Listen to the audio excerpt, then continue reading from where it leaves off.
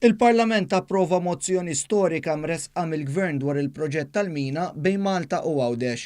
L-erba filgħaxija l-Parlament issiġġilla dan il-proġett biex isir fuq medda ta' snin u li jinvolvi minn tal-inqas żewġ leġislaturi biex bekk tittejjeb il-konnettività bejn iż-żewġ gżejjer. Il-Prim Ministru Joseph Muscat saħaq li kemm il-Gvern u kemm l-Oppożizzjoni li llum hija maqsuma f'żewġ partiti wedu dan il-proġett ta' konnettività bejn il-fliegu. Huwa refera l-argumenti differenti ġejjin minn oppożizzjoni maqsuma li fih dana hemm min mhux konvint b'dan il-proġett. Iż-żewġ partiti li huma parti mill-oppożizzjoni illum kienu qablu para parti mill-ftehim ta' koalizzjoni tagħhom illi jkun hemm dan il-commitment li jibda jsir dan il-proġett minnu fih.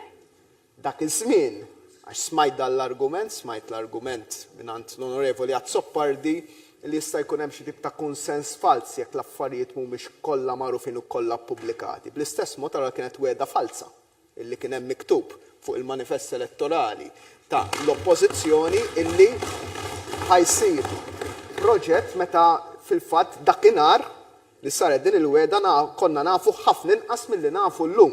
Il-Prim Ministru spjega li l-Parlament intalab biex jieħu direzzjoni strateġika fuq dan il-proġett. Il-Gvern irid isegwi l-parametri kollha tal-liġijiet u dil-Kamra mhijiex il fuq mill-liġi. Jiġifieri anke li kieku din il-Kamra tiddeċiedi tgħid il-Gvern nivvotaw kollha flimkien li l-Gvern jagħmel xi ħaġa li tmur kontra l-liġi, il-Kamra m'għandix is-seta li tagħmel din.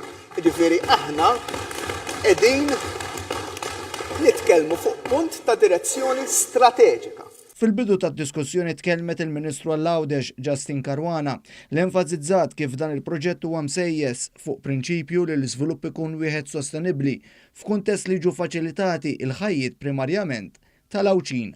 Fit-tmiem id-diskussjoni tkellem ukoll il-Ministru għall-Infrastruttura u Trasport Ian Borg qal ix-xogħlijiet li saru bir-reqqa waslu biex dan il-Gvern iħares il-quddiem għall-implementazzjoni ta' dan il-proġett wara li jkunu ppubblikati l-istudji kollha.